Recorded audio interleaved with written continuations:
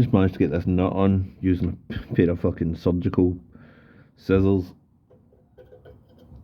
I've got it in on and just no more, so I don't know whether it'll actually tighten up, but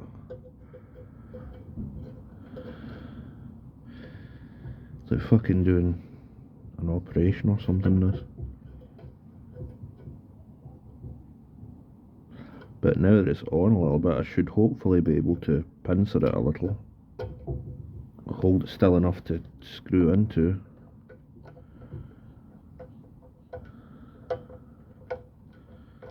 And hopefully not have it jump off the thread. Oh, you dancer.